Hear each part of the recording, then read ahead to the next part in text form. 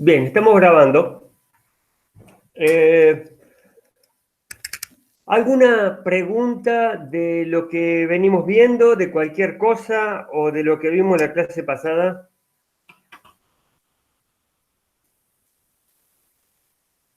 ¿Alguna inquietud? ¿Algo que haya quedado dando vuelta, que lo hayan pensado, relacionado con otros temas o con experiencias laborales o que ustedes tengan en cualquier cosa? No, profe, por mi parte no. Bueno, yo avanzo. Ya saben que tienen, por un lado, si hay algo de lo que voy transmitiendo que, que no lo tienen en claro o que tienen alguna duda o cualquier pregunta al respecto, me paran y la hacemos en el momento, lo respondemos en el momento porque seguro que puede servir para todos. Y cualquier cosa adicional lo pueden hacer, si no es ahora, durante la semana, vía WhatsApp. Así que están abiertos los caminos de comunicación para que tengan todo lo que necesitan para comprender la materia. Vamos a avanzar con espacios color. Creo que algo vimos la semana pasada, igual lo voy a... ¿Están viendo las filminas? Sí, profe. Perfecto. Bien, sí, la semana pasada comencé con algo de espacios color y básicamente hasta ahora hemos venido viendo las características de la visión humana. Primero vimos los aspectos técnicos del color, del espectro electromagnético, de las longitudes de onda, las características técnicas de los colores que percibimos. Y después vimos las características del ojo humano y en general de la colorimetría.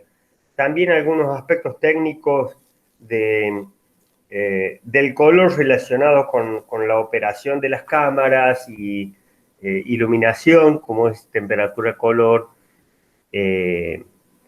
Así que avanzamos con algo que va a terminar siendo que vamos a hablar de colores, pero ya no vamos a hablar más de colores, vamos a hablar de números o de porcentajes de cantidades de color, de cantidades de azul, cantidades de verde y cantidades de rojo.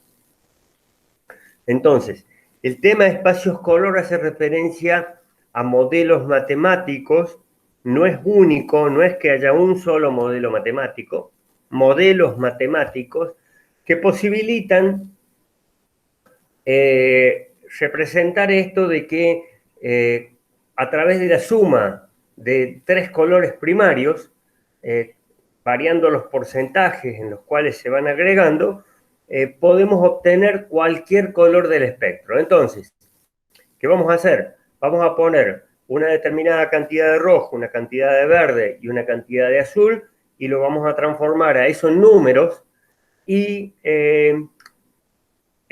vamos a poder obtener primero cualquier color, pero la gran ventaja de esto es que estos números nos van a decir cuánto de rojo, cuánto de verde y cuánto de azul hace falta para volver a repetir ese color.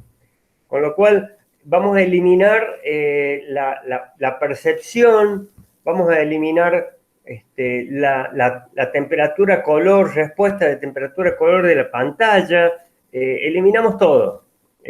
Porque un rato en esa estamos trabajando en una computadora, después vamos a otro, a la casa de un compañero, o trabajamos un rato en el celular, y qué sé yo, se ven los colores diferentes en las pantallas. En cambio, si hablamos de un 11% de azul, un 59% de verde y un 30% de rojo, como es la suma de porcentajes que hacen la luminancia en televisión, no hay forma de errarle. Si lo vemos en una pantalla, no importa, ya sabemos que son esos porcentajes y no importa cómo lo estemos viendo, sabemos que es así. les voy a pedir imaginación para ver esto que estamos viendo acá. Vamos a ver un punto que es el negro, el otro extremo del cubo va a ser el blanco, y luego vamos a tener tres vectores. Tenemos una línea donde podemos tener los azules desde el 0 hasta el máximo, máxima saturación, hasta 0 saturación. El eje del rojo, donde vamos a variar la saturación del rojo, y el eje del verde, donde variamos la saturación del verde. Entonces, tenemos el negro, vamos a tener el eje del azul, el eje del rojo y el eje del verde.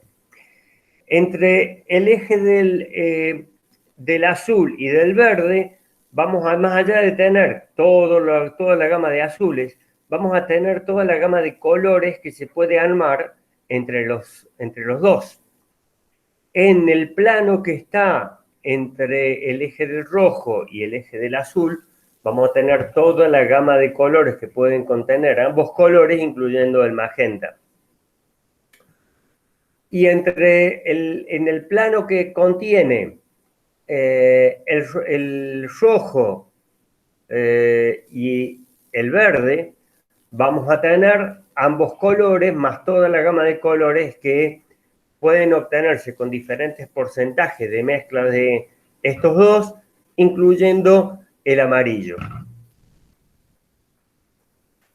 Una de las características es que si ponemos igual cantidad de rojo, de verde y de azul, vamos a ir obteniendo, si ponemos al máximo el rojo, el verde y el azul, obtenemos el blanco. Si ponemos un 50% de rojo, 50% de verde y 50% de azul, vamos a obtener un gris, porque están sumados los tres en cantidades iguales. Obtenemos un gris en un punto intermedio de intensidad entre el negro y el blanco. Con lo cual podemos graficar una línea en diagonal con el cubo que sería la línea que se observa acá como C1, que representa todas las posibilidades de grises. Desde el negro hasta el blanco puro, tenemos toda la gama de grises posibles que existen. Asimismo, vamos a tener desde el rojo máximo comencemos con los otros vectores. Yo les dije el plano que está entre el azul y el rojo, contiene toda la gama de esos colores más el magenta. Ahora, si trazamos desde el negro sobre ese plano un vector hasta el magenta, vamos a tener con la longitud de onda del magenta, vamos a tener todas las gamas de saturaciones y brillos posibles, porque llegamos al de máxima saturación y brillo. Algo similar ocurre en el plano del rojo y del verde con el amarillo, y en el plano del azul y el verde con el ciano. A su vez, desde el rojo hasta el blanco, podemos extender desde el extremo de máxima saturación del rojo al blanco, podemos extender un vector que representa casualmente toda la gama de rojos que van pasando por el rosado hasta que obtenemos el blanco. Todo esto contiene a una misma longitud de onda con diferente cantidad de brillo. Como que acá aumentamos la saturación y acá vamos aumentando el brillo. Igual con todos los colores, con el verde, el amarillo, el azul, el magenta y el ciano.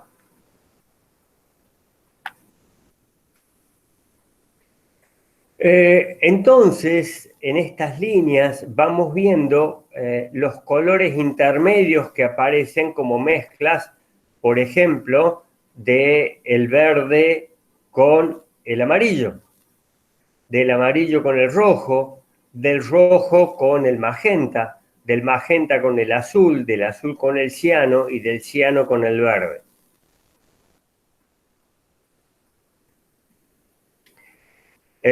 Todo esto se condice con los tres colores primarios de la mezcla aditiva y a su vez con los colores secundarios que aparecen en la colorimetría como consecuencia de esta mezcla de colores aditiva, como consecuencia de la mezcla del azul, verde y rojo como colores primarios.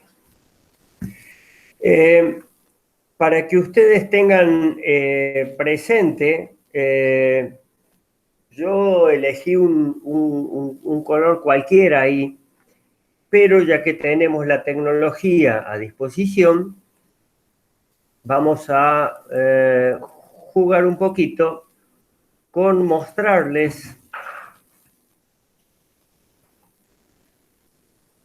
lo siguiente. Vamos a ver esta pantalla de Excel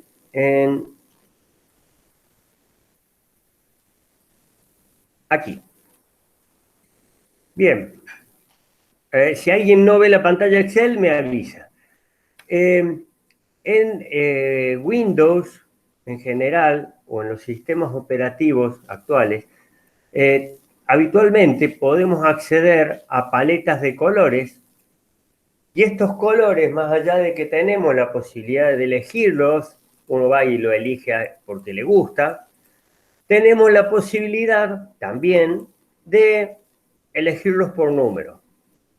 Entonces, si nos vamos a las escalas de grises o del negro mismo, vamos a ver que no lo quería poner porque no hacía falta, pero bueno, ya está.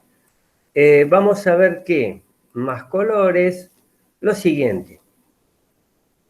Vemos el negro, y el negro es 0 de rojo, 0 de verde y 0 de azul. Si yo pongo, esta escala va de 0 a 255. Ya vamos a ver el año que viene por qué aparecen 255. Como un número, en realidad son 256 opciones porque incluye al 0.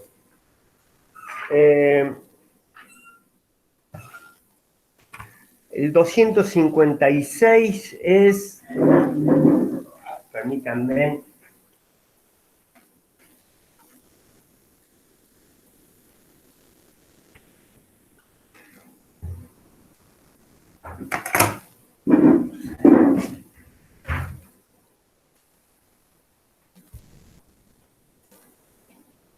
es 2 a la 8. 2 a la 8. Cuando vemos números binarios, esto implica 256 estar trabajando con 8 bits. Ahora, si yo me voy al máximo de posibilidades del rojo, obtengo un rojo pleno. Si le voy agregando, fíjense que va a ir variando el color acá. Yo le voy a ir agregando verde. Por otro lado, le puedo ir agregando azul. Y van cambiando el color el color que estoy eligiendo. Voy a agarrar y voy a poner con un valor cualquier arbitrario, qué sé yo, 140, los tres. Y obtengo un valor de gris. De hecho, estoy dentro de la escala de grises y si varío esto, pueden ver que van variando los tres simultáneamente, las cantidades de rojo, verde y azul. Desde el 0 voy con toda la escala de grises y llego al valor máximo. Obviamente, cuando uno maneja y va trabajando en la computadora y elige colores, miren acá que dice modelo color. Es decir, esto es un espacio color. El HSL es otro espacio color que habla de matriz, saturación y luminancia.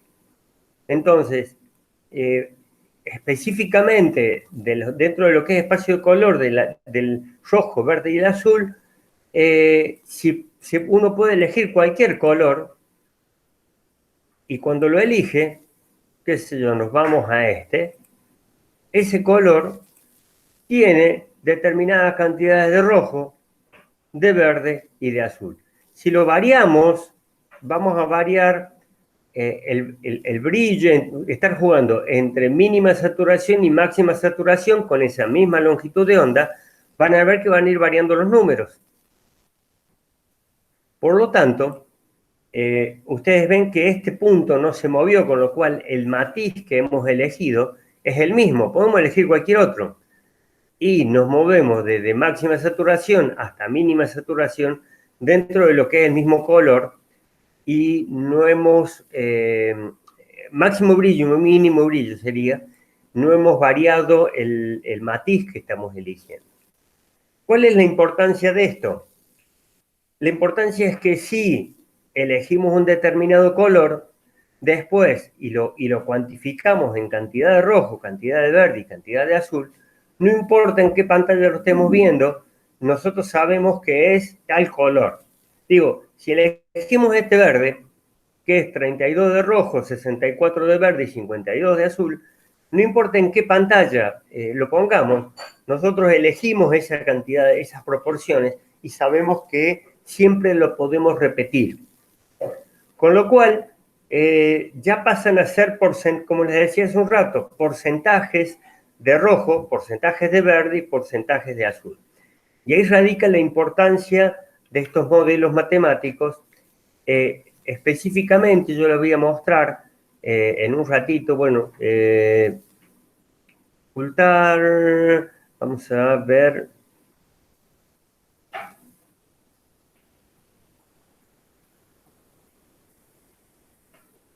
Dejar de compartir. Tac.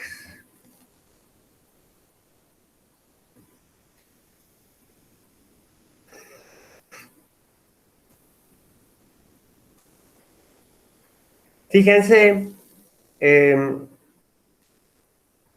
dentro de lo que es el espacio color que veníamos hablando, una determinada cantidad de R de 102, verde de 140 y azul 166 forman ese color que en realidad está ahí, está dentro de lo que sería el espacio, está en ese punto. Parece un gris, tiene una tonalidad un poco azul, de hecho tiene más azul que del resto de los colores. Y ese color, cuando lo buscamos en esta tabla que les mostraba recién, 102, 140, 166, aparece exactamente el mismo color que está en este espacio color. Con lo cual, es así que vamos a estar hablando de porcentajes o de cantidades.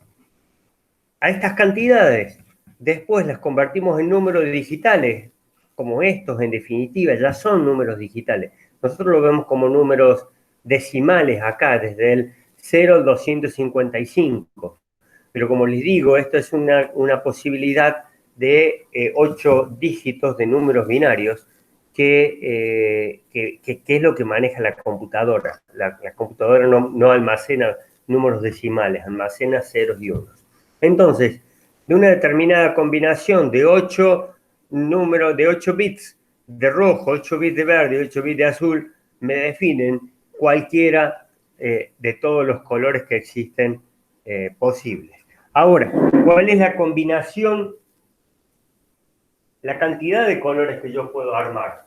La cantidad de colores que yo puedo armar es 256 por 256 por 256. Porque tengo con el rojo en 0, con el verde en 0, tengo 256 opciones del azul.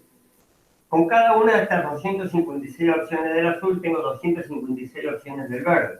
Con cada una de las combinaciones que armo con 256 opciones de azul y de verde, obtengo a su vez, puedo jugar a su vez con 256 opciones de el rojo. El hecho es que 256 por 256 me da 65.536 opciones, solo entre el verde y el azul. Y multiplicando esto de más por 256, tengo 16.777.216 colores. Ese juego así que hice recién de cambiar las cantidades, qué sé yo, de 0 a 255 acá, acá y acá, me da en general, en realidad, la posibilidad de jugar con 16 millones de colores. Así que en cuanto a colores, es una forma, en realidad, como les decía, de trasladar a un modelo matemático algo que queremos hacer a nivel artístico, porque queremos que sea de tal color, de tal fucsia, de tal, no importa cómo le llamemos, termina siendo tanto de rojo, tanto de verde y tanto de azul, está dentro de esta gama de colores que vemos.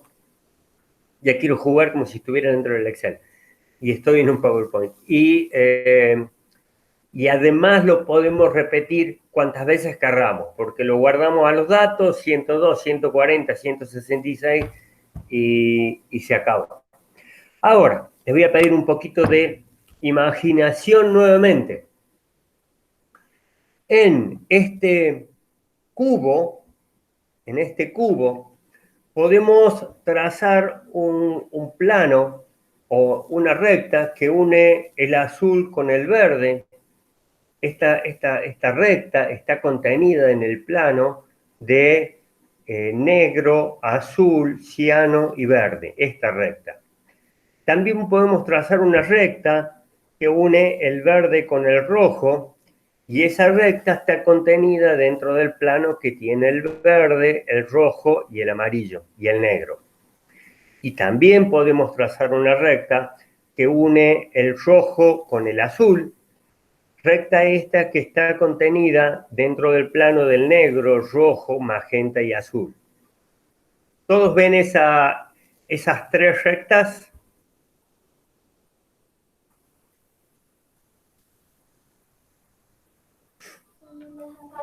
Sí, profe. ¿Todos la ven? ¿Alguna pregunta? Es muy fácil, pero... Es fácil, pero tiene sus cosas. Una pregunta, profe. Cuando Quiero usted que la habla vean. de brillo y saturación, es lo mismo, ¿no? No, no.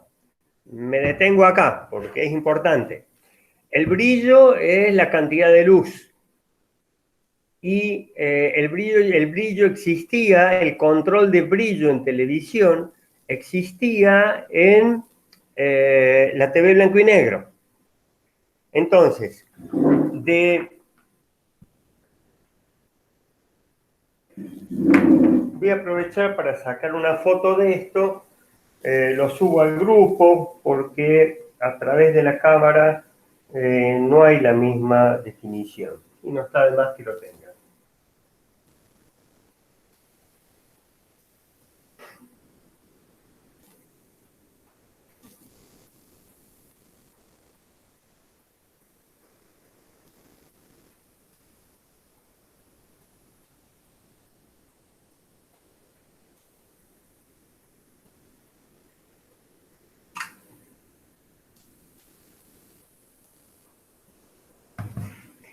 Veamos.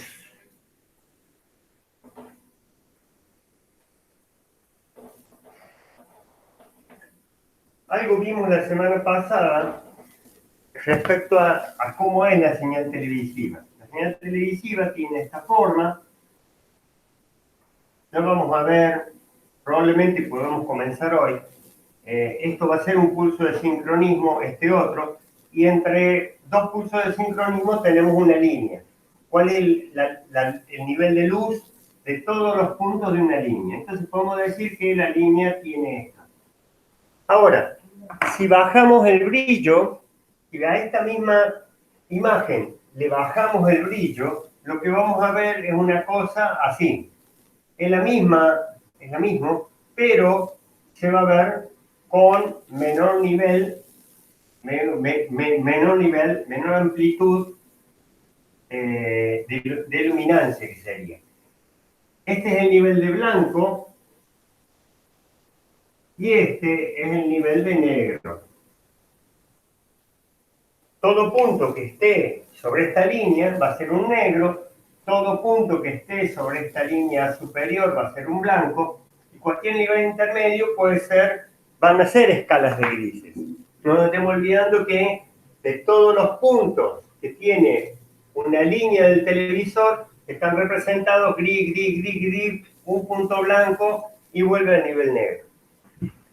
Eso es un nivel de iluminación de una línea, de las 625 que venimos hablando. El brillo hace que ese nivel de blanco llegue a blanco o se quede con un gris intermedio. Vos lo ves blanco en la pantalla porque es el punto más brilloso, pero en realidad es un gris.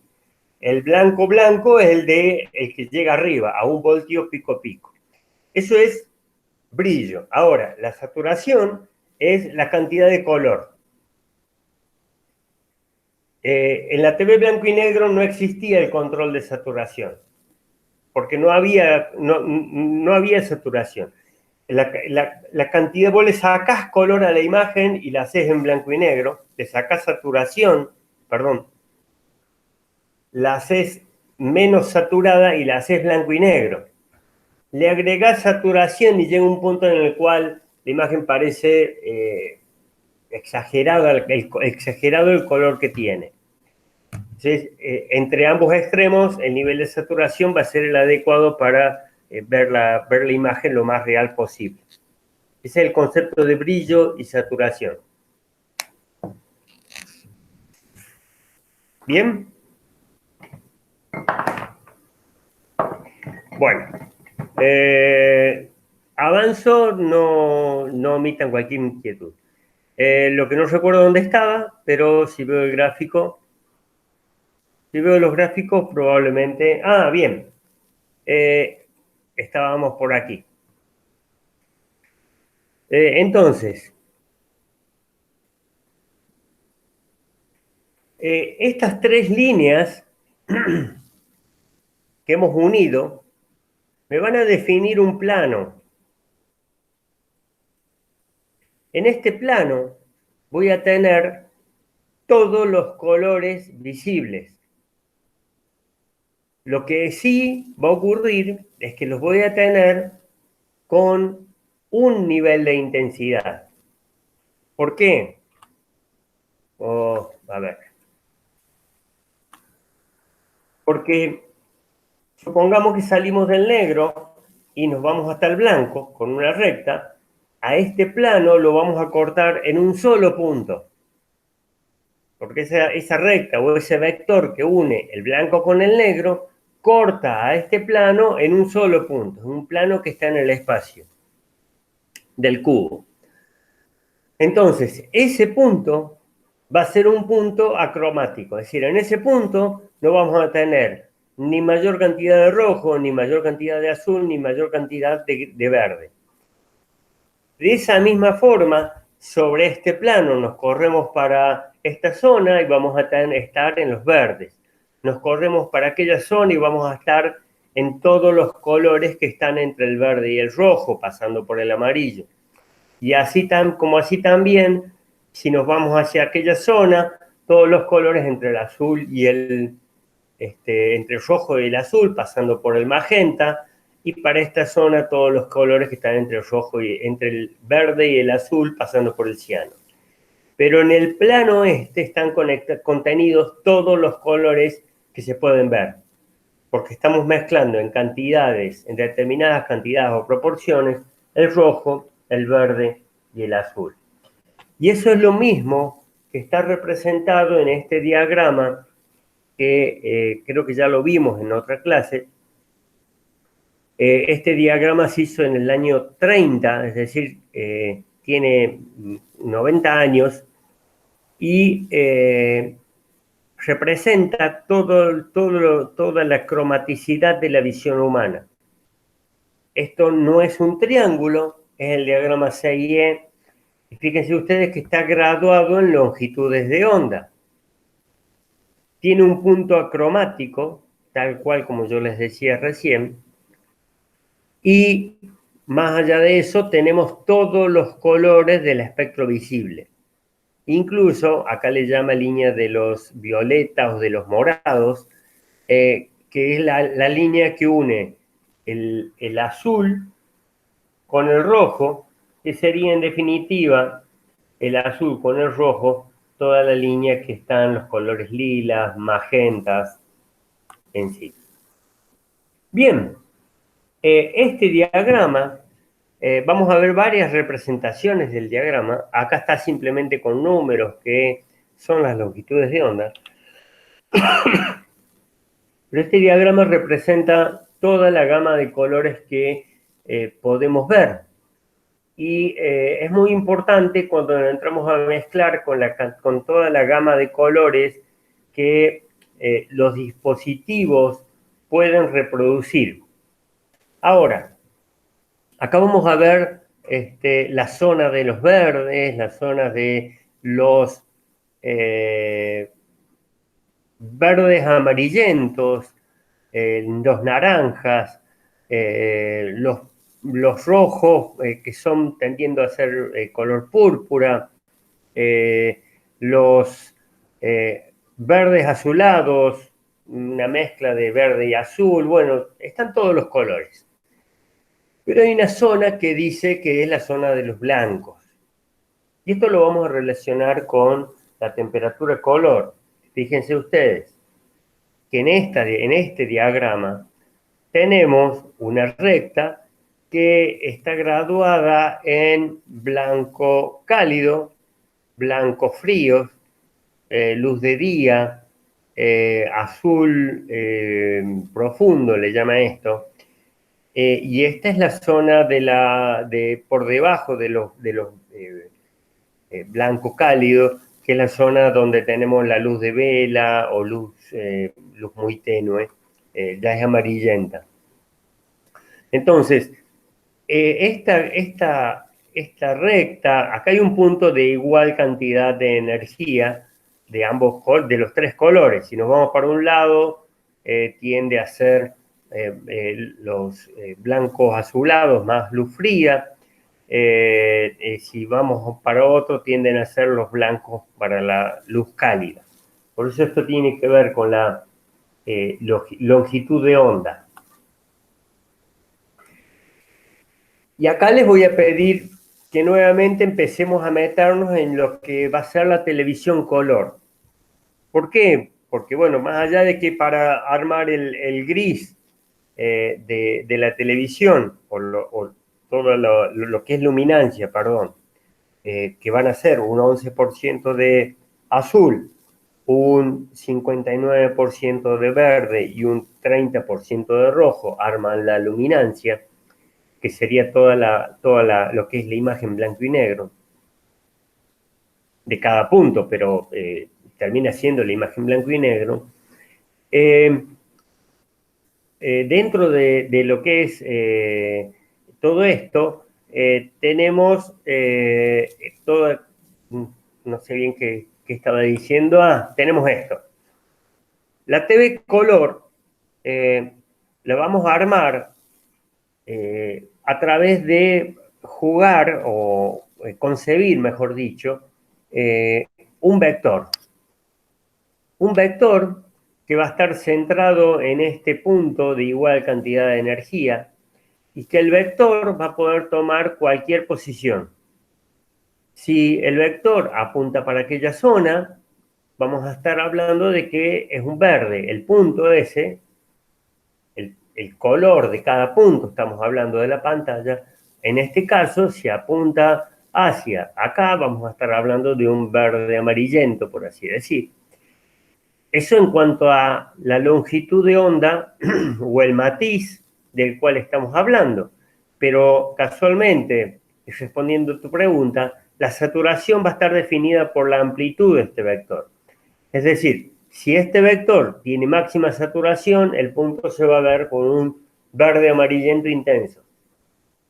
pero del blanco puro a comenzar a agregarle un poquito de verde, un poquito de esa longitud de onda, hasta el de máxima saturación, hay toda una gama de cantidades de color que le podemos agregar a cada punto.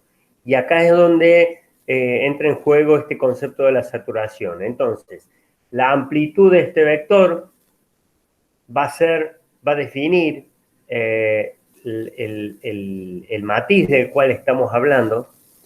Perdón, la amplitud va a definir la saturación. El ángulo del vector, porque este vector tiene un ángulo, no sé, de 90 grados respecto al horizontal, por decir cualquier cosa, porque me parece que es un ángulo así parecido.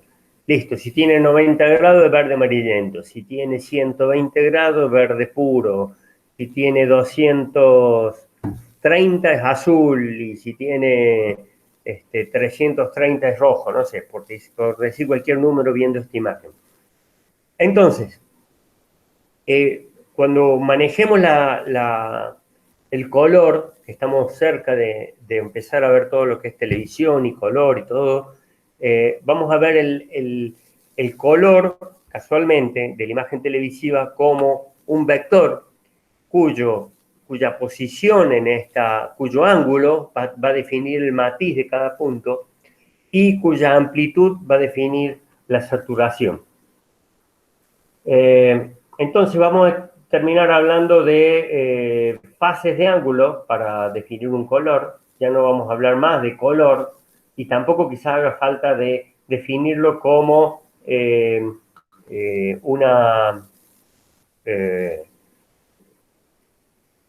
un ángulo. Bueno, sí, el ángulo en este caso nos va a definir el matiz, pero no sé si veían recién en el espacio alternativo era matiz, saturación y luminancia. Con estos tres parámetros podemos definir cualquier intensidad de color, no solamente en matiz, sería en longitud de onda, sino en saturación y cantidad de brillo, cantidad de luz que le damos. Así que podríamos armar un espacio color con estas tres variables, tal cual como lo vimos en el Excel. Si vuelvo al Excel,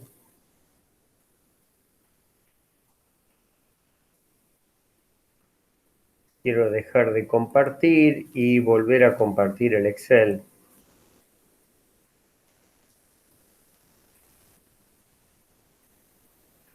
Si vuelvo al Excel, acá tenemos matiz, saturación y luminancia. Entonces, la saturación le puedo poner una determinada cantidad y fíjense que el color se va haciendo más intenso se hace en cantidad de color. Si baja la saturación hasta cero, para concebir un determinado matiz me muevo horizontalmente porque tengo todos los colores, desde el rojo, que son las longitudes de onda mayores, luego paso por los amarillos, los verdes, los cianos, azules, magenta y termino en la gama de los violetas. Entonces, y si le agrego luminancia, estoy agregando cantidad de luz a determinada saturación y matiz, le agrego una determinada cantidad de luz. Así que con estas tres variables podemos armar otro espacio color con tres variables diferentes. De todas maneras, nos vamos a manejar con el espacio color RGB específicamente y con el concepto de que los colores los vamos a armar con un ángulo para definir el matiz y una amplitud de un vector para definir la saturación del mismo.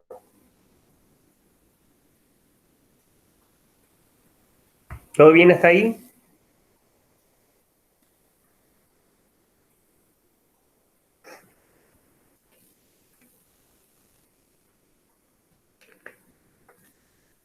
Sí, profe. Perfecto. Avancemos entonces. Ahora fíjense que este diagrama representa todos los colores que el ojo humano, estadísticamente, habrá gente que verá mejor, otros que verá un poco menos, o quizás el diagrama óptimo de visión humana. Representa la visión humana con un ojo en buen estado fisiológico. Miren esta imagen. El sistema visual humano está representado por la curva exterior. Un film, sería una película fotográfica, puede reproducir los colores que están en línea de puntos. Un monitor RGB, esto es un RGB que estimo yo que debe ser un monitor del tipo tubo de rayos catódicos, puede representar solamente los colores que están en el triángulo. El proceso de impresión de una impresora puede responder este triángulo que está acá. Y la impresión de un diario puede representar solamente los colores que están contenidos en este triángulo. Entonces, por otro lado, entonces, ¿qué le quería decir? Que diferentes dispositivos van a posibilitar poder reproducir parte de estos colores. No todos. Y hacemos diferentes programas o equipos. Por ejemplo, una pantalla LCD de 22 pulgadas, marca Samsung, puede responder solamente lo que está en verde. Y acá viene lo que yo les decía. La pantalla que yo estoy viendo, que es una determinada computadora, puede reproducir, vaya a saber qué cuadrado de esto, qué triángulo, qué figura. El tema es que va a poder reproducir algunos colores, no todos. Y probablemente la pantalla de ustedes reproduzca colores diferentes, para lo cual la temperatura color de blanco de la pantalla probablemente sea muy diferente la pantalla que ustedes están viendo de la que yo estoy viendo.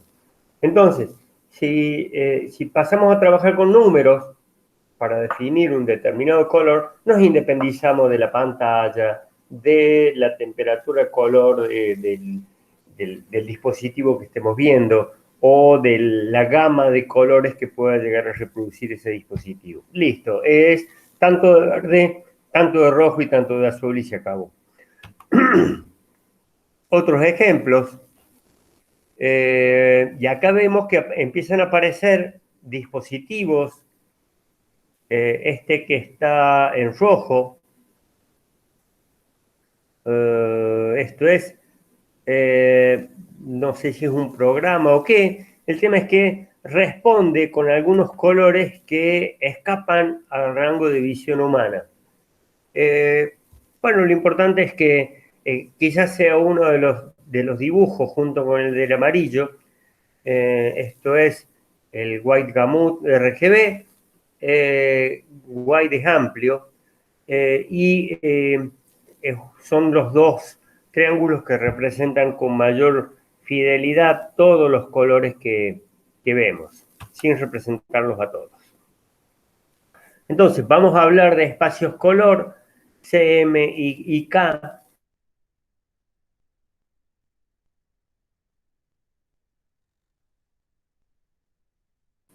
El black acá lo representan por la última letra de la palabra black, para no confundirlo con el azul del blue. El blue, que se escribe blue en inglés, también se representa con la letra B y es el otro espacio color. Y la misma imagen que la estemos representando con un modelo color, por ejemplo, RGB a la izquierda o CMYK a la derecha, pasa a tener diferente brillo, diferente saturación, diferente incluso matices diferentes. Así que esto es importante como tema, porque esto une, el tema espacio-color une todo lo que veníamos viendo de color, de colorimetría y de respuesta del ojo en cuanto a los colores, con el mundo electrónico, porque vamos a tomar un 30%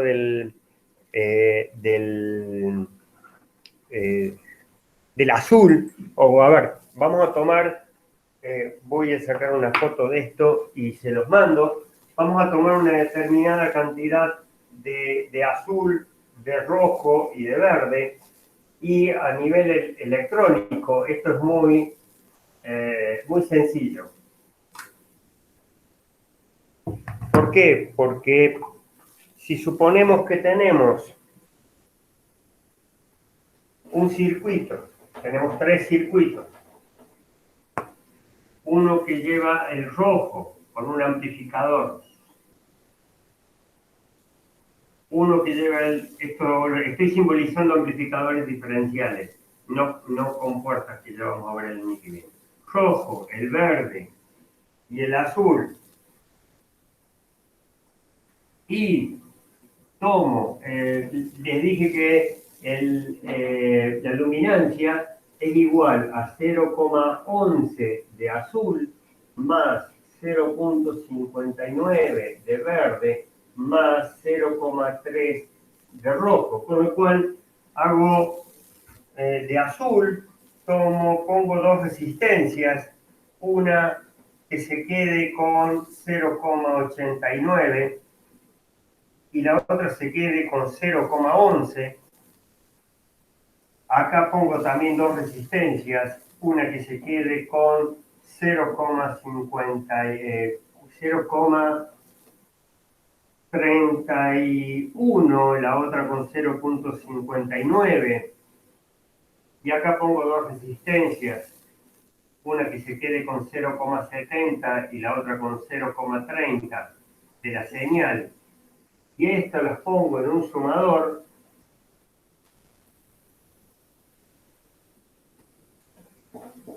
A estas 3 señales, acá voy a tener luminancia. Es decir, ¿qué significa esto? Que ya dejo de trabajar con el matiz, qué tal color, qué tal saturación. No, entro a trabajar con modelos matemáticos que los puedo transformar electrónicamente en forma rápida para, por ejemplo, hacer la matriz que vamos a ver en un par de clases, la matriz a través de la cual se arma el color, la luminancia y las componentes color en el sistema NTSC y en el PAL.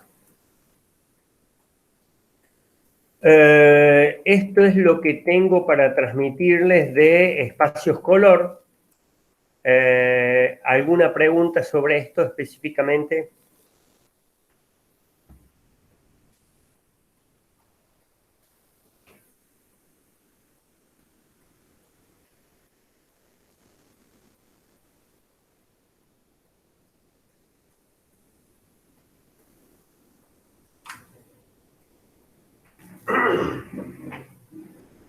Bien, interpreto que no, ahí tengo un no.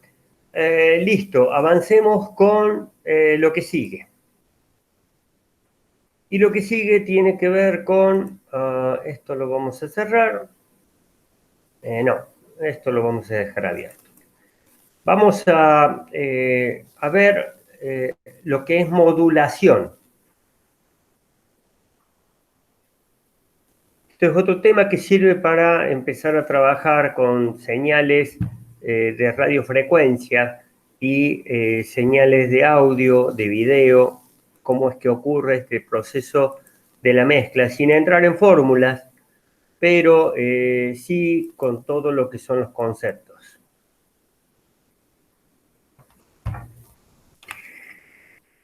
Bien, vimos ondas. Vimos los conceptos de amplitud, de frecuencia en ciclos por segundo, de período, que es la inversa de la frecuencia, y está expresada en cuánto dura segundos cada ciclo, segundos por ciclo, por eso es la inversa de la frecuencia. La longitud de onda, que representa el espacio que ocupa esa onda en el medio en el cual se está propagando. La velocidad de propagación de la onda, que ya depende del tipo de onda del que estemos hablando, a modo de ejemplo, ondas radioeléctricas o las ondas sonoras, y el medio en el cual se están propagando va a depender esta velocidad. Ahora, ¿cómo es que se propagan las ondas? Fíjense, esto de antena receptora, esto es la antena transmisora, listo. Supongamos que estamos en el Cerro de la Cruz, o sí, en cualquier lado. Y lo que es antena receptora puede ser físicamente una antena o puede ser físicamente un dispositivo, digo, una radio, un celular, que estamos recibiendo una comunicación telefónica o que estamos escuchando algo en particular o queriendo ver televisión. El tema es que el comportamiento de los comportamientos de las ondas están representados aquí. Por un lado, tenemos las ondas más importantes son las ondas directas. Estas ondas directas salen de la antena transmisora y como ondas electromagnéticas tienden a propagarse en el espacio en el cual se propagan. Muchas veces, y dependiendo de la frecuencia de la cual estemos hablando, estas ondas van a ser bloqueadas por elementos materiales. Otras ondas no. Por ejemplo, las ondas de televisión que salen de los canales de televisión del Cerro de la Cruz, por decir así, Canal 9 o cualquier onda de televisión, estamos hablando de TV analógica, atraviesa las paredes, porque nosotros ponemos el televisor dentro de la habitación o dentro de la casa y se ve televisión, con lo cual las ondas esas están atravesando la pared y están llegando a nuestro televisor. Ahora, si tenemos una antena y la podemos poner en el exterior y apuntamos la antena esta, dándole más ganancia hacia el transmisor, desde el receptor apuntamos una antena que mire al transmisor, lo que vamos a hacer es tener un enlace. Es como que se están comunicando el transmisor con el receptor, se están viendo y la comunicación va a ser mucho más eficiente sin que haya objetos visibles al medio. Y esto depende de las frecuencias. Yo les estuve hablando de televisión. En el caso de la radio también, ustedes están en cualquier lugar de la casa y se mueven y están escuchando FM y no tienen ningún problema de escuchar, la radio no se les corta. Pero, por ejemplo, yo trabajando para un canal de televisión, en una oportunidad estábamos por transmitir un evento desde el teatro en Víctor María Cáceres. Armamos el móvil de exteriores, pusimos un enlace desde el móvil de exteriores hacia el Cerro de la Cruz, andaba perfecto.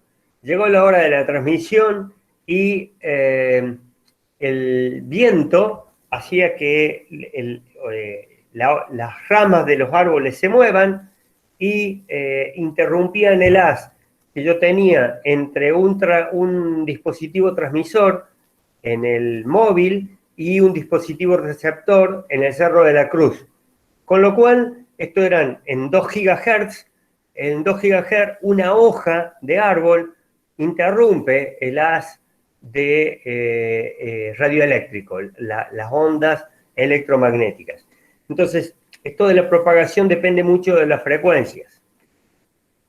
En general, podemos hablar de que las ondas, dependiendo de las frecuencias, puede que tengan ondas que se propaguen directamente, ondas que se propagan por la superficie. Esto es principalmente cuando hablamos del mar, hay preponderancia de ondas de superficie. Ondas que se reflejan en la superficie terrestre o en la superficie del agua, y ondas que se reflejan en la ionosfera. Las ondas que se reflejan tanto en la ionosfera como en la superficie terrestre o superficie del agua son ondas de muy baja, ondas de frecuencias bajas, ondas electromagnéticas, pero de frecuencias bajas.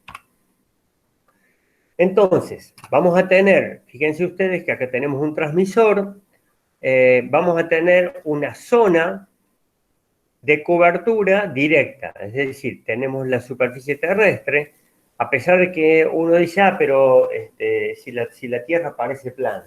La Tierra es curva, y si ponemos un transmisor en el Cerro de la Cruz, cuando nos vamos yendo para Córdoba, la curvatura terrestre hace que las radios, tipo desde el límite de La Rioja con las Salinas, con Córdoba, se dejen de escuchar. Pero estas mismas radios se terminan escuchando sin ningún problema en el Cerro de los Cocos, en Cosquín. Con lo cual, hay una altura mayor acá que nos posibilita tener un enlace visual con el Cerro de los Cocos en Cosquín y podemos escuchar las emisoras de la radio de La Rioja sin ningún problema. De los transmisores que están en el Cerro de la Cruz. De los transmisores que tenemos en la ciudad, hablemos de FM, cuando pasamos el bordo, cuando vamos para Talamuyuna, hay una subida antes de llegar a Talamuyuna. Cuando pasamos ese bordo, ya no se escuchan más las emisoras que tienen transmisores en la ciudad de La Rioja. Por lo tanto, en la frecuencia de FM, toda montaña, todos los obstáculos naturales terrestres son paredes que no dejan pasar la señal. Para la amplitud modulada ocurre que la onda se refleja en la atmósfera. Esta capa, que se llama ionosfera, es una capa que está alrededor de los 8.000 metros de altura, y esta capa está muy afectada con la temperatura ambiente. Cuando cuando está muy cálida, cuando hace calor, cuando es verano, esta capa sube, no solamente sube, sino que se hace más amplia, y las ondas tienden a reflejarse menos. Cuando es frío, cuando está frío o de noche, esta capa baja, se une, se hace más compacta en cuanto a la posibilidad de reflejar las ondas, y aumenta esto de la reflexión de ondas radioeléctricas. Con lo cual, podemos llegar a zonas donde, obviamente, las ondas directas es imposible que lleguen. Entre ambas zonas vamos a tener zonas de silencio, porque las ondas directas no llegan y las ondas reflejadas todavía no llegaron. No entramos en la zona donde tenemos lo que acá llama cobertura ionosférica. Entonces, esto quiero aclarar, esto depende en gran medida del rango de ondas electromagnéticas de la frecuencia, del rango de ondas electromagnéticas que estemos hablando, y esto de las reflexiones funciona bien hasta en ondas de frecuencia baja, es decir, en 5 MHz, 20 MHz, hasta 20 MHz, las ondas tienden a reflejarse. Por arriba de 100 MHz ya no se reflejan, y que se reflejen o no las ondas intermedias ya es una condición aleatoria. En algunas condiciones sí, si hace frío, si hace calor, si es invierno, si es verano. La ionosfera tiene diferente comportamiento, y esto hace muy valiosas para las comunicaciones las ondas de frecuencias bajas. Todo esto, antes de que existan los satélites, era mucho más trascendente. Igualmente, las ondas se siguen comportando en forma independiente. Digo, mucho más importante porque hoy por hoy, donde estemos en el mundo, podemos agarrar un teléfono celular satelital y estar comunicados, aunque no haya antena de compañías celulares. Son celulares satelitales que se comunican a través del satélite a cualquier lugar del mundo. El servicio es carísimo, los equipos también y consumen mucha batería, pero puede estar comunicado. De hecho, yo trabajando en Edelar desde el 97 al 2007 y trabajando en planes de contingencia, de emergencia, tomé contacto con la información de que Edelar disponía 2 de estos teléfonos de telefonía satelital. En el caso de que se cortara la luz en toda la provincia, quedaban esos 2 teléfonos y se cortara el suministro de batería a todas las antenas de telefonía celular móvil, quedaban esos 2 teléfonos para poderse comunicar entre el centro de comando y alguien que esté trabajando en algún punto de la provincia.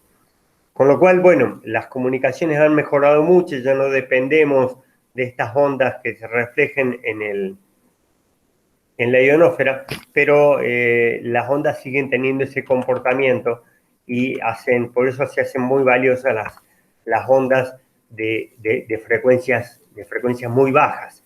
Fíjense ustedes que acá hay segmentos por arriba de los 100 mega, un poco por arriba ya empezamos a hablar de ondas que generan efectos térmicos, de ondas que ya no se reflejan en la ionosfera y que nos generan una facilidad de comunicación.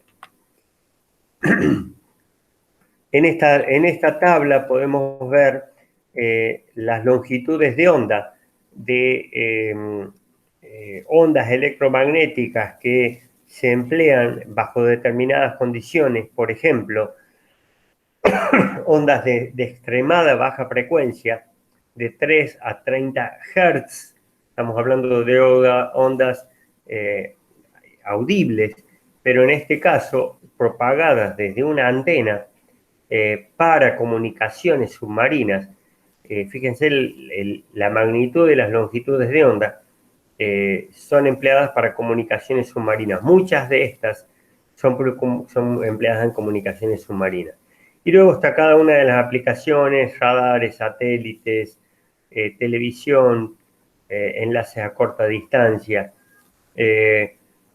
Acá en los 2 gigas, los 2 gigas estarían ubicados acá, estaba el enlace móvil que yo les decía para televisión, que una hoja de un árbol, algo tan finito como la hoja de un árbol, impide que la atraviese. Con lo cual, en ese caso sí o sí hay que tener visión directa entre el transmisor y el receptor. Y les voy a hacer un dibujo que va a ejemplificar cómo es que hacíamos, quiero verificar de haberles enviado esa foto, cómo es que hacíamos para hacer las transmisiones, cómo se hacen las transmisiones de los canales de televisión en La Rioja. Creo que tengo entendido que la gran mayoría de los canales de televisión hacen lo siguiente. Tenemos, supongamos que esta sea la ciudad de La Rioja, a ver, el oeste está allá, los cerros, el oeste está allá, acá están las cuadrecitas, y tenemos la ciudad. Entonces, como cuando nos metemos necesitamos este enlace visual. Para tener el enlace visual, por ejemplo, desde cualquier punto del centro hasta la antena de Canal 9, tendríamos que tener una antena muy alta. Esta antena muy alta ya nos condiciona a estar transmitiendo desde un edificio o desde algún determinado punto. Si queremos hacer la transmisión desde cualquier punto de la ciudad, por ejemplo, y tenemos el canal de televisión acá, lo que se hace es, casi desde cualquier lugar de la ciudad, podemos encontrar un lugar desde donde se ve el Cerro de la Cruz. Entonces, nos vamos con un enlace hasta el Cerro de la Cruz, vamos con señal de radio y de televisión hasta el Cerro de la Cruz, y luego con otro enlace en otra frecuencia vamos del Cerro de la Cruz hasta el canal. Este enlace está fijo desde nuestra planta transmisora en el Cerro de la Cruz hasta el canal, es un enlace que está siempre funcionando. También está funcionando el receptor. El receptor tiene un ancho, un ángulo de ganancia de 15-20 grados aproximadamente, que luego de 15 kilómetros abarca casi toda la ciudad. Entonces, desde cualquier punto de la ciudad miramos el Cerro de la Cruz, apuntamos el transmisor y estamos al aire con la señal de radio y televisión de un móvil. Esa es una forma. La otra forma puede ser desde cualquier punto de la provincia, que es lo que utiliza Canal 9, subir a satélite haciendo una triangulación similar. Luego, desde el satélite, baja a la Tierra y a través de algún servicio, proveedor, como puede ser Telecom o alguien, transportar esta señal de radio y televisión desde el satélite o directamente con una antena recibirla desde el satélite y estamos comunicados. Destaco que los satélites están a 32.000 kilómetros de distancia de la superficie terrestre y les voy a hacer un dibujo que va a representar cómo es que son las comunicaciones, este tipo de comunicaciones con el satélite. Tiene que ver con todo lo que son el aprovechamiento de las ondas electromagnéticas en forma directa. Si tenemos la Tierra, la vamos a dibujar pequeña, a pesar de que tiene 6.000 kilómetros de radio. El radio terrestre es 6.000 kilómetros. Luego, no voy a hacer a escala, pero a 32.000 kilómetros de distancia, 32.000 kilómetros de distancia, tenemos un satélite, otro satélite y otro satélite geoestacionario. Tan es así que si desde, supongamos, La Rioja, queremos comunicarnos o mandar una señal a, qué sé yo, Japón, la subimos al satélite, este satélite se la manda a aquel y desde este satélite se lo baja en Japón. De esta forma se puede triangular y cubrir toda la superficie terrestre con servicios de comunicación. Con lo cual, simplemente es cuestión de elegir una determinada frecuencia, de sumarle una determinada señal y la estamos trasladando a la vuelta del mundo o donde fuera necesario. Vamos de nuevo con este diagrama. Estos diagramas no están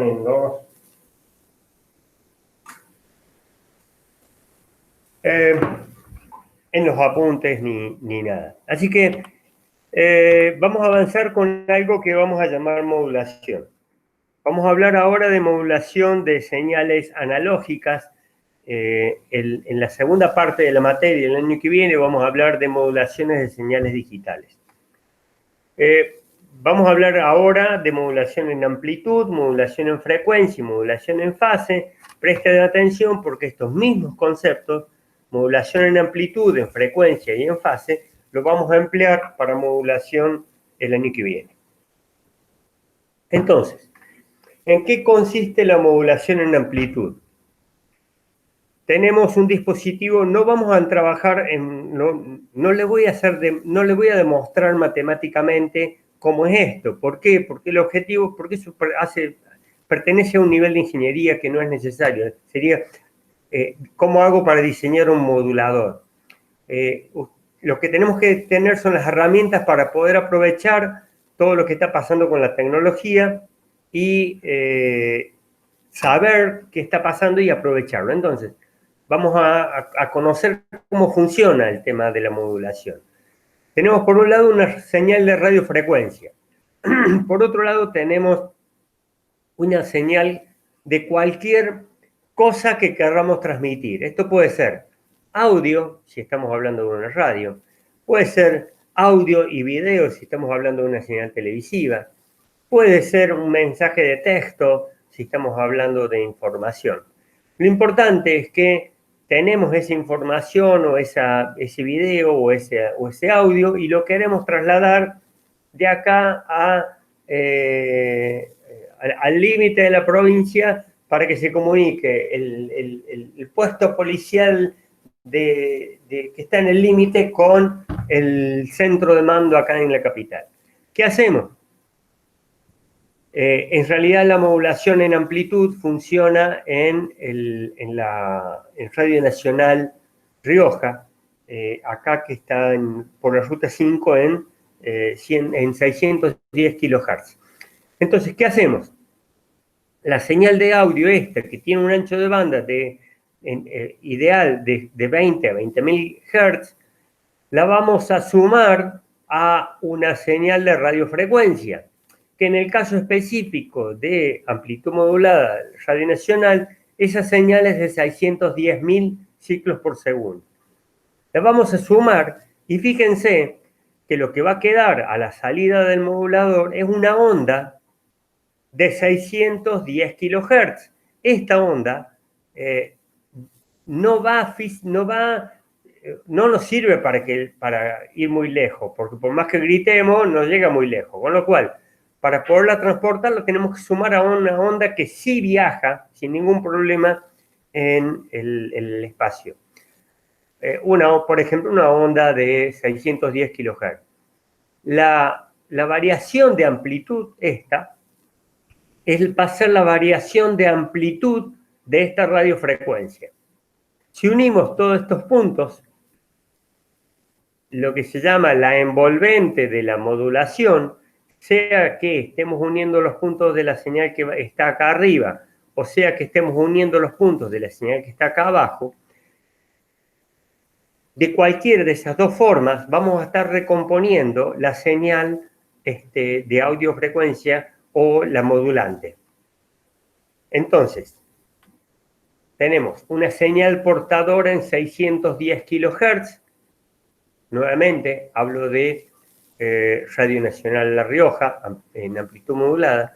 Una señal moduladora, que puede ser cualquier señal, específicamente en amplitud modulada, entre 20 o entre 50 y 5.000 Hz, que es el ancho de banda de AM, y la resultante a la salida del modulador, de un dispositivo electrónico, es una señal de radiofrecuencia en la misma frecuencia que tenemos la modulante o la portadora, que va a variar en amplitud. Por eso hablamos de modulación en amplitud. Esta onda va a variar en amplitud tanto como va variando en amplitud el audio que le incorporamos al modulador.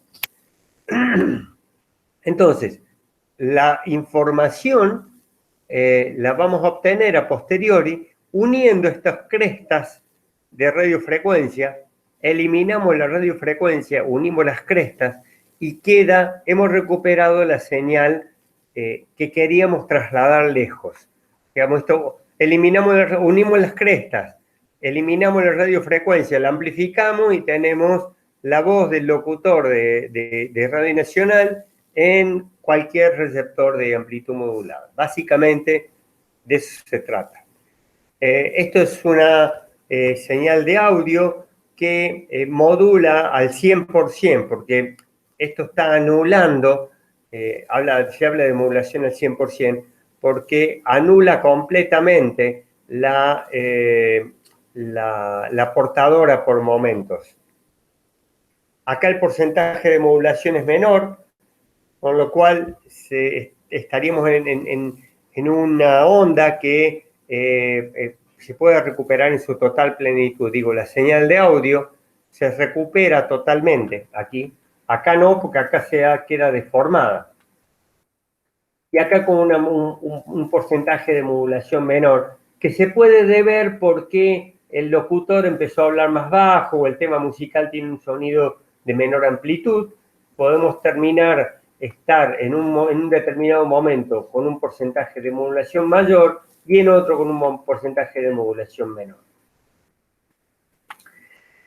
Básicamente, la frecuencia asignada es, perdón, 620, yo le decía 610, 620 kHz, y el canal es la información de audio que se transmite, es de 5 kHz.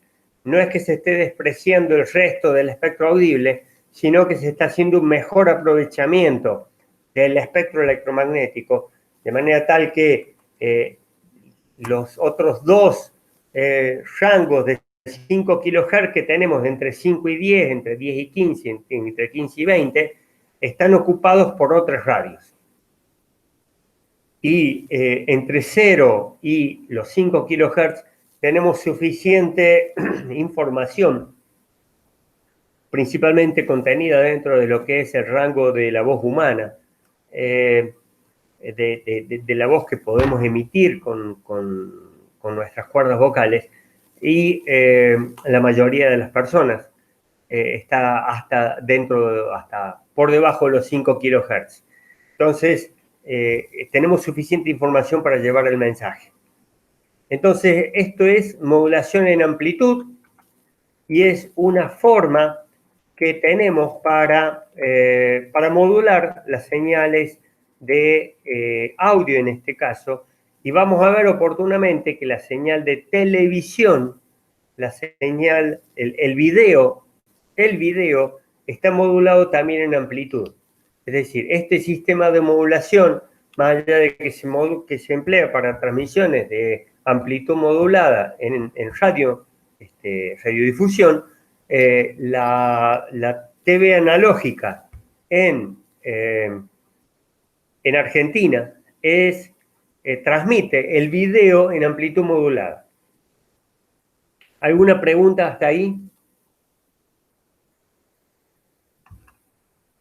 No, profe, no sé los otros compañeros. No, profe. Perfecto. No, profe. Bien, esto de preguntar cada tanto también tiene que ver con que a veces se puede llegar a cortar internet y yo quedar 15 o 20 minutos hablando solo acá. Así que bueno, menos mal que venimos bien hoy. Hoy anduvo muy bien internet. El jueves pasado en la segunda, de 6 de la tarde a 8 de la noche que tengo TV Digital 2 fue un desastre. Se cortaba, volvía, se cortaba, volvía. Bueno, aprovechemos esto mientras funcione bien. Confírmenme si es que ven la presentación. Sí, profe. Bien. Por otro lado tenemos frecuencia modulada. ¿Qué decimos acá? Fíjense, tenemos la señal de amplitud modulada tiene frecuencia constante, siempre es de 610 kHz, y varía la amplitud. Y esto del espectro ahí que se ve, tiene que ver con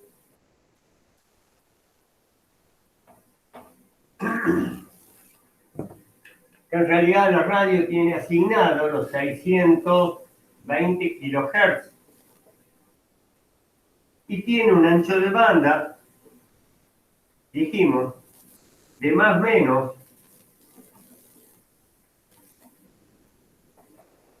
5 kHz. El tema es que cuando incorporamos la voz humana a la modulación, aparecen las bandas laterales. Estas bandas laterales son las que llevan la información y aparecen siempre, la banda lateral superior, la banda lateral inferior. Ambas las bandas laterales, banda lateral superior y la banda lateral inferior. Ambas bandas laterales aparecen siempre que modulamos. Cuando veamos modulación en frecuencia, vamos a ver que esto también ocurre. Esas bandas laterales son las que llevan la información.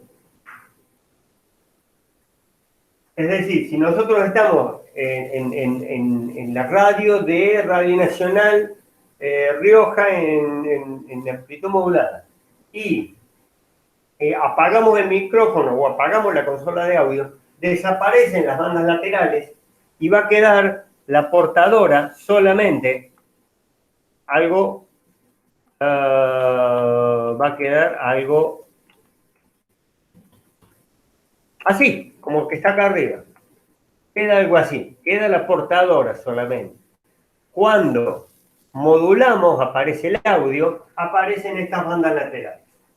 Con lo cual, las bandas laterales son las que llevan la información.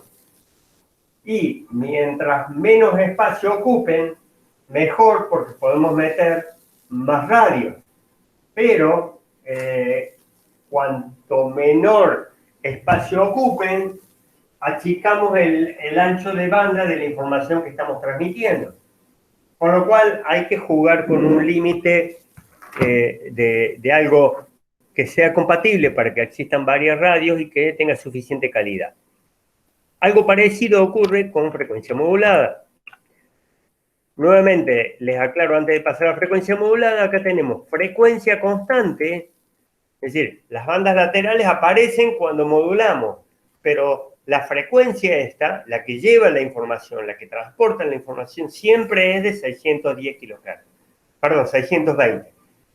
Las bandas laterales llevan estas variaciones, llevan la información de estas variaciones. Por eso aparecen.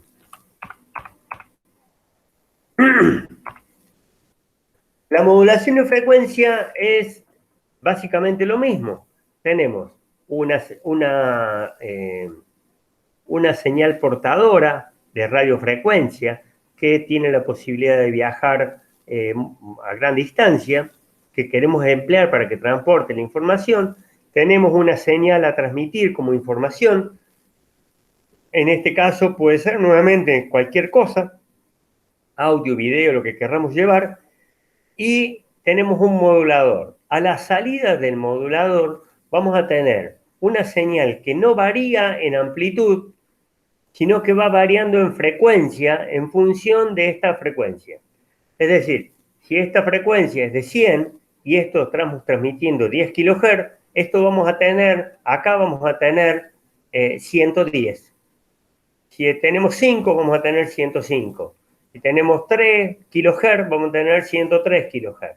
Esa variación de frecuencia es la que me lleva la información lejos. Entonces, tenemos la portadora, la señal moduladora, y tenemos una onda modulada en frecuencia que tiene amplitud constante, siempre tiene la misma amplitud, y varía con la frecuencia permanentemente. Bien, que es el caso de las radios de FM. Estas radios de FM, nuevamente, al igual que con la radio de AM, tenemos un rango de más menos, en este caso tenemos más menos 100 kHz, pero lo que es igual es que aparece la banda lateral superior y la banda lateral inferior. ¿Cómo vamos a utilizar este espectro? Lo hacemos así. El concepto de FM es transmitir la señal en estéreo, por lo cual algunos receptores van a ser estéreo y otros van a ser mono. Podemos tener una radio chiquita que recibe mono. Entonces, si vamos a transmitir la señal en mono, tenemos que transmitir los dos canales. La señal suma. Acá transmitimos izquierdo más derecho. Fíjense cómo se arma este paquete de 100 kHz. Luego tenemos una señal piloto que es de 19 kHz. Este ancho de banda en frecuencia modulada, en la norma, es de 15 kHz. No llega a cubrir todo el espectro audible. Pero en realidad, entre 15 y 20 kHz, hay no muchos contenidos de musicales tienen contenido en frecuencia en este rango de 15 a 20 kHz.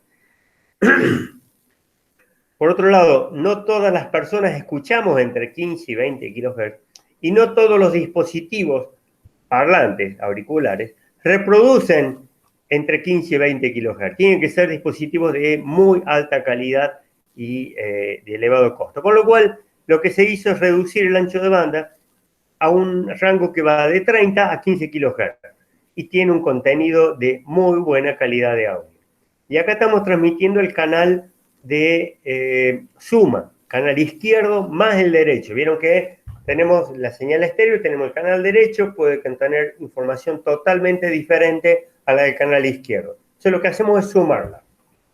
Por otro lado, acá, en estos dos paquetes, vamos a transmitir la señal resta. Vamos a transmitir, supongamos, izquierdo menos derecho, y acá también izquierdo menos derecho. Ambas señales van moduladas en amplitud con una portadora en 38 kHz. Por otro lado, en otra frecuencia, que es 57 kHz, transmitimos la señal de texto que aparece en el visor de la radio, que aparece la publicidad o que dice FM en Fénix o lo que fuera, o una noticia o una publicidad o el nombre del tema musical. Todo eso se transmite como un mensaje de texto con 1,5 kHz de ancho de banda. Fíjese que esto va desde 57 a 85,65. Obviamente tenemos nuevamente la banda lateral superior y la banda lateral inferior.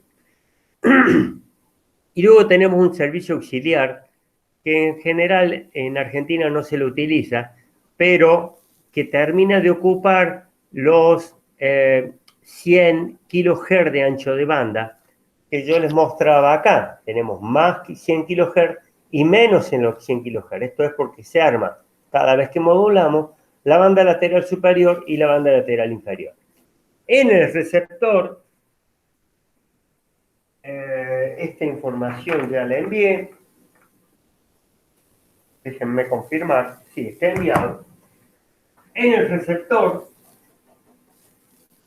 vamos a recibir, por un lado vamos a recibir canal izquierdo más derecho y por otro lado vamos a recibir canal izquierdo menos el derecho, porque los estamos enviando por separado. ¿Qué ocurre? Por un lado los vamos a sumar. Los sumamos. Y si tenemos izquierdo más derecho, más izquierdo menos derecho, esto es igual a 2 veces el izquierdo. Porque más derecho con menos derecho se anula. Y si lo restamos, pasa algo similar, pero recuperamos el otro canal. Lo restamos, vamos a tener izquierdo más derecho, menos izquierdo más derecho, con lo cual tenemos 2 veces el derecho. Quiere decir que a partir de transmitir la suma y la resta de las señales, en el receptor después podemos recuperar ambas señales. De la misma forma que yo hace un rato les comentaba cómo se arma esto de sumar, de tomar porcentajes, como un poco del verde, un poco del azul, un poco del rojo y lo termino armando la señal de luminancia o la de las componentes color.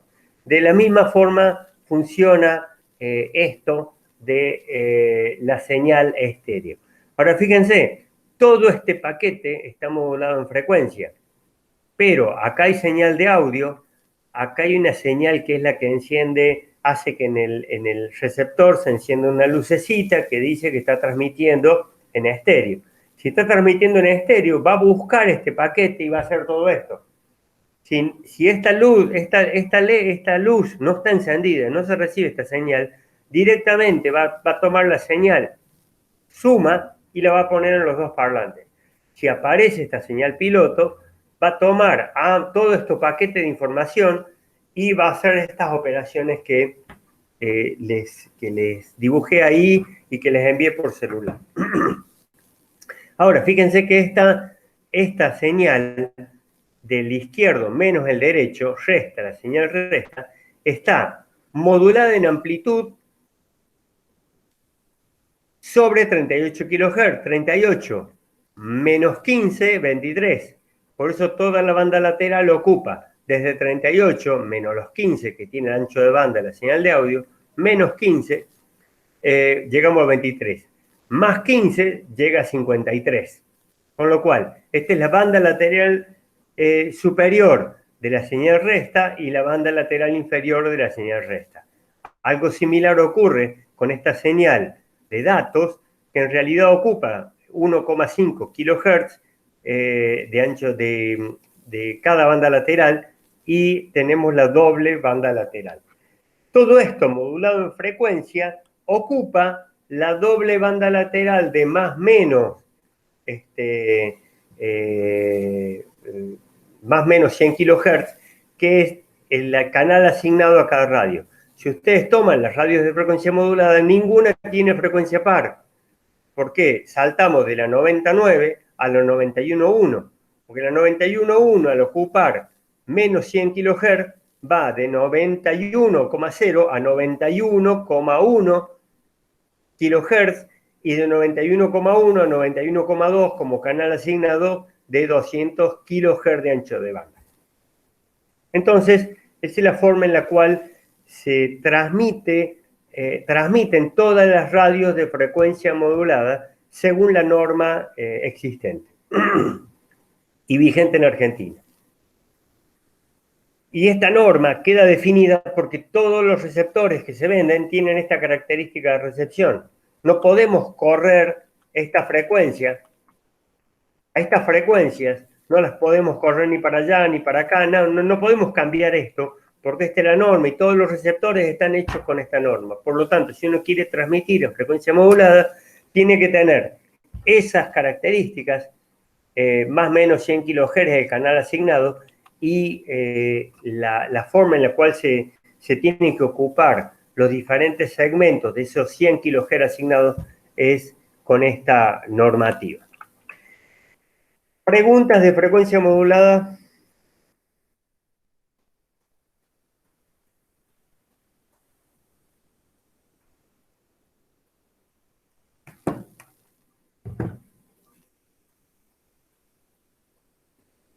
Mientras tanto, voy a aprovechar para verificar que se está grabando. Continuamos grabando y seguimos entonces. Si no hay dudas, y por otro lado, el que calla otorga, así que avancemos. Bien, vamos a pasar a algo un poquito más complejo. Un poquito más complejo y que nos va a servir para lo que va a seguir en el programa, que ya es específicamente televisión.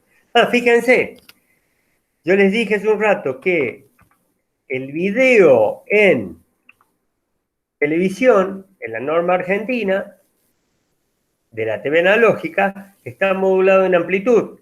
Bien, el audio de la norma argentina en televisión está modulado en frecuencia, con más o menos 15 kHz de ancho de banda. Es decir, a partir de una frecuencia portadora, vamos a tener la banda lateral superior con 15 kHz de ancho de banda y la banda lateral inferior con 15 kHz de ancho de banda, en frecuencia modulada.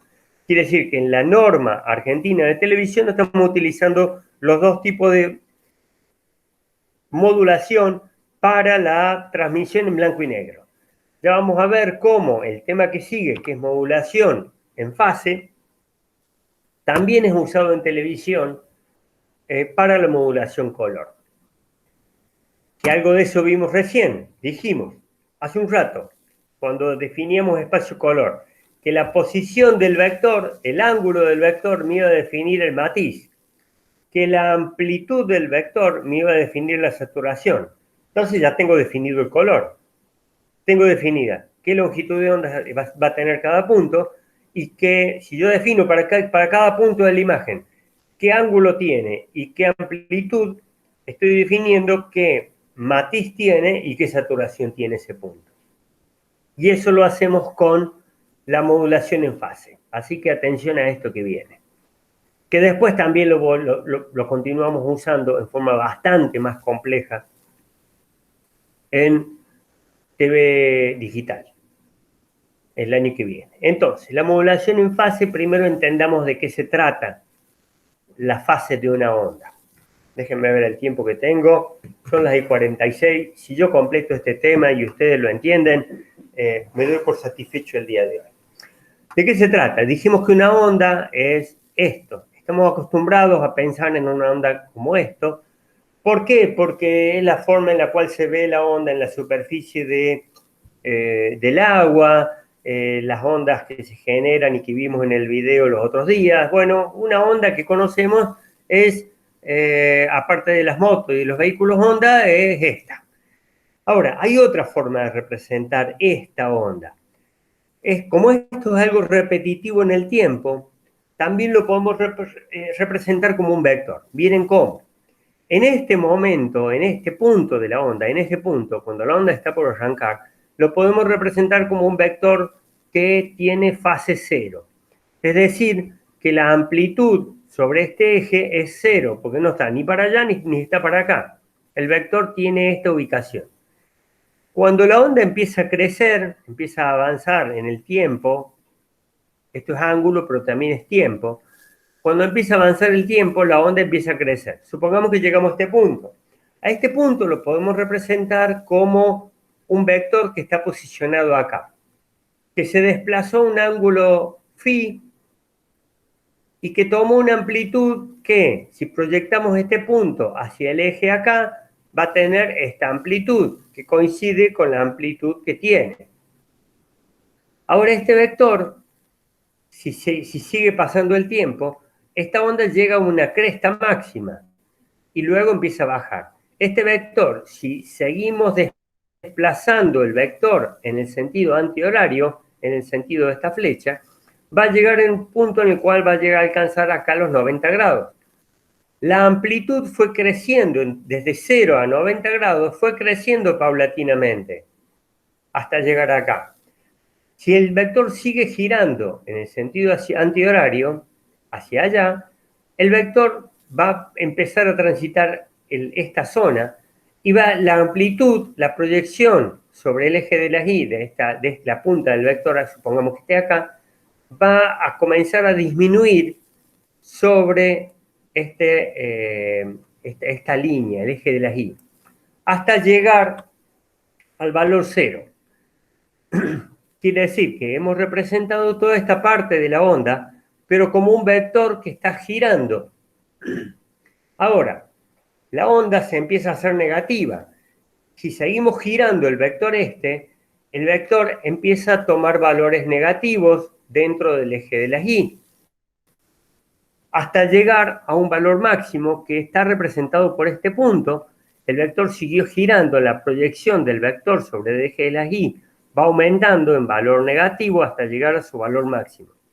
Luego empieza a disminuir la amplitud y esta amplitud implica que la proyección del vector, supongamos que esté acá, la proyección sobre el eje de la Y va disminuyendo a medida que sigue girando para allá hasta llegar a 0 nuevamente.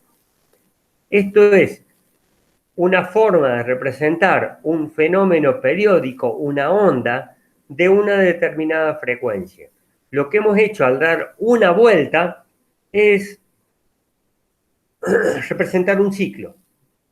Por eso, la onda senoidal, que es de este tipo, tiene ángulo 0 grado cuando el vector está acá, en 0 grado de ángulo, no giró todavía, estamos en este punto. 90 grados es el punto máximo positivo, 0 grado nuevamente es el punto intermedio, cuando ya está la onda decreciente y pasando de positivo a negativo, que es acá, que está el vector pasando por esta zona, donde pasa de positivo la proyección del vector sobre el eje de la Y, pasa de positivo a negativo, llegamos al valor mínimo, 270 grados, valor máximo negativo de la onda senoidal, y luego empieza a crecer hacia positivo hasta alcanzar este nuevo punto.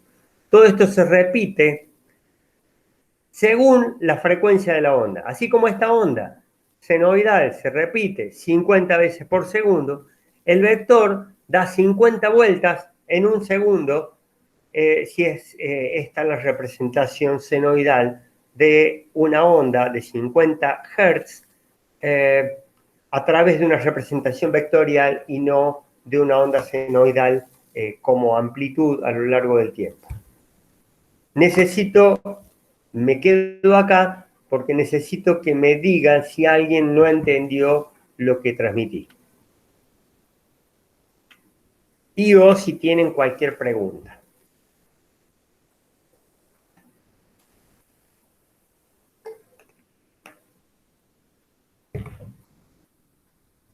¿Todos entendieron lo que dije? Es importante, chicos, porque después yo doy por entendido esto y avanzo y van a ver que se pone más complejo. Profe, fase es lo Diga, mismo te que escucho muy ciclo. bajo. Acércate más al micrófono, por favor. Fase es lo mismo que ciclo. La fase indica, acá tenemos tiempo en este eje, va avanzando el tiempo. La fase representa el tiempo, como va pasando el tiempo acá va pasando el ángulo, va avanzando el ángulo. Por eso está representado, coincidimos en que acá avanza el tiempo. A medida que avanza el tiempo, la onda crece, luego baja, pasa por cero, llega al valor mínimo y vuelve a crecer. Acá va pasando el tiempo. Lo que pasa es que el tiempo lo podemos terminar graduando en ángulos, porque como esto se repite permanentemente, hablemos de la tensión de la red de energía que tiene este tipo, esta forma, el vector está girando permanentemente. Por ejemplo, si es la red de alimentación, esta onda así se repite 50 veces en un segundo. Podemos tener una onda al lado de la otra, al lado de la otra. Bueno, si la representamos vectorialmente, este vector, si estamos hablando de la tensión de alimentación de la red eléctrica, gira 50 vueltas en un segundo. Acá tenemos tiempo que está, en realidad, el tiempo va pasando, pero lo podemos graduar en ángulos también, porque es lo mismo que este ángulo. Cuando tenemos el valor máximo positivo, el vector está acá, en 90 grados. Cuando tenemos valor cero, pero cruzando de positivo a negativo, estamos acá. Cuando tenemos valor mínimo negativo, estamos acá, son 270 grados. Y cuando tenemos valor cero de nuevo, pero pasando de negativo a positivo, la proyección del vector sobre el eje de las Y, vamos a estar transitando en esta zona.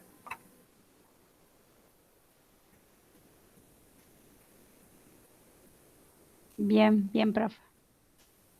Bien. Así como les vengo pidiendo un esfuerzo adicional para imaginar cosas, ahora necesito que se imaginen. Yo les dije que si es una onda de 50 Hz, este vector gira 50 vueltas en un segundo, ¿correcto? Sí. Bien. El escalón necesario y siguiente es, ustedes están viendo una pantalla, ¿correcto? Sí. Bien, ese vector gira 50 vueltas por segundo y ustedes ven que gira 50 vueltas por segundo. Si el vector está girando 50 vueltas por segundo, lo dejamos ahí girando 50 vueltas por segundo. Si ustedes hacen que la pantalla gire también 50 vueltas por segundo, al vector lo van a ver quieto. Y acá necesito que me digan si llegan a imaginarse y entender eso. Tenemos un vector que gira 50 vueltas en un segundo. Ahora, si la pantalla que estamos viendo, ustedes están viendo una pantalla y yo también, gira a razón, la pantalla, gira 50 vueltas por segundo, el vector va a estar quieto. Lo vamos a ver quieto, perdón. ¿Por qué? Porque ambas cosas, la pantalla y el vector, giran a 50 vueltas por segundo.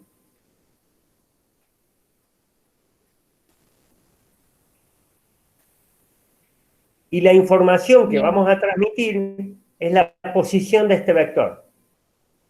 Lo giramos un poquito para acá, tenemos un rojo. Lo giramos un poquito para allá, tenemos un azul, un verde, un amarillo.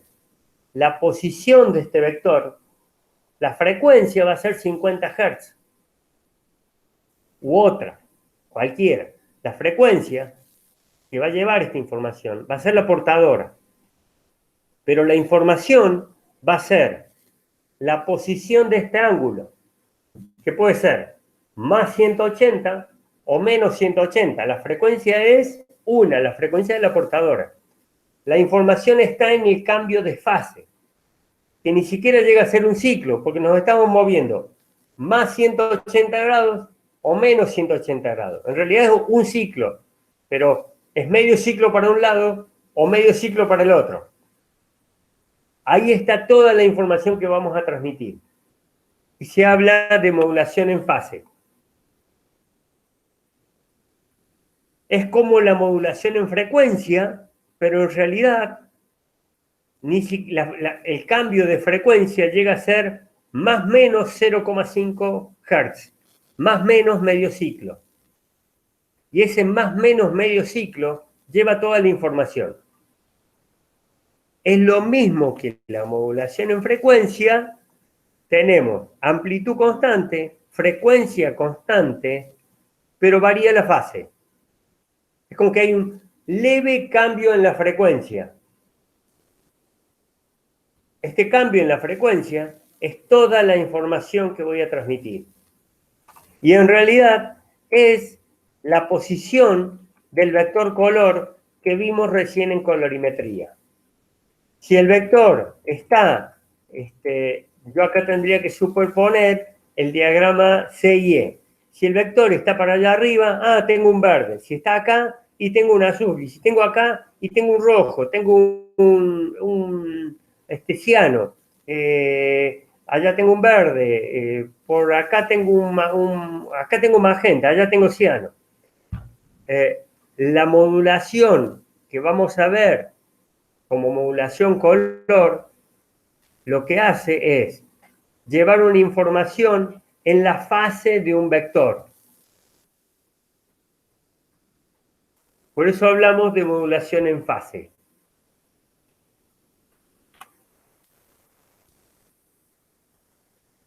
Y acá sí me callo para saber si entendieron.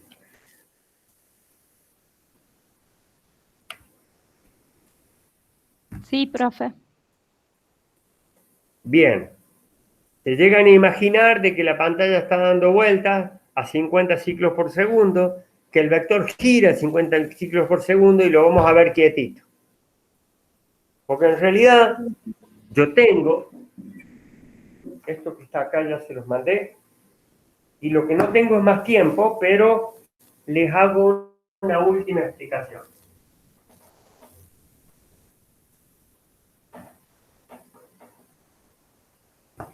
Yo tengo un vector que está girando 50 ciclos por segundo. Gira para allá 50 ciclos por segundo. Bien, lo que voy a hacer es que el pizarrón también gire 50 ciclos por segundo, pero en realidad va a ser en el sentido opuesto.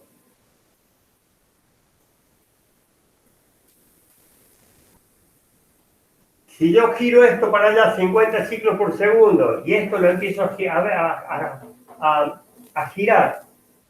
a 1 ciclo por segundo, a 2, lo que voy a hacer es que esto aparezca como 49. El vector va a aparecer como girando 49, 48, 47, a medida que voy subiendo la velocidad de giro de esta.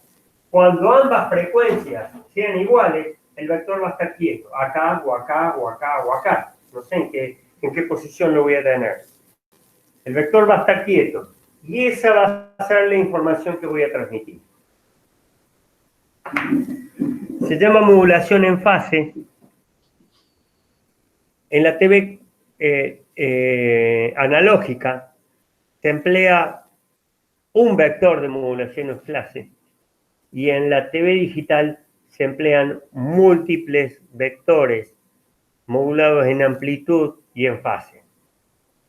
Eso lo vamos a ver el año que viene. Pero es importante que entiendan estos conceptos si quieren poder comprender el año que viene lo que es la TV digital. Yo voy a subir esta presentación, las dos presentaciones de hoy, las voy a subir. Voy a subir los apuntes correspondientes. Les pido, por favor, que le presten atención. Les voy a subir un práctico con algún par de preguntas para que dijeran un poco estos temas, y la semana que viene, cuando nos encontremos, ya podemos avanzar en lo que es la imagen de televisión, y ya después ya vamos a estar metiéndonos en la TV color.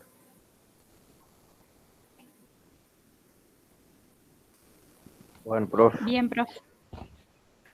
Bien, gracias por acompañarme, gracias por el aguante, por la comprensión. Chicos, cualquier duda que les aparezca, un mensaje, profe o Jorge, no entendí bien tal cosa, ¿cómo es? Les mando un video, hago un dibujo acá, les mando un audio, les hago un dibujo, les explico. A ver, avancemos comprendiendo lo que vamos viendo, así después podemos cerrar el año con un parcial que va a tener muchas de las preguntas que yo suelo hacer en los prácticos, pero muchos de los conceptos que vamos viendo a lo largo del semestre. Así que en cualquier momento aguardo las consultas, y si no hay consultas es porque vamos muy bien. Claro, sí, es verdad. Bueno, vamos a tener... Chicos, gracias por el aguante, que terminen bien el día. Igualmente, profe. Y tengan un buen fin de. Chao, profe. Gracias. Gracias, profe. Chao, hasta luego. Chao.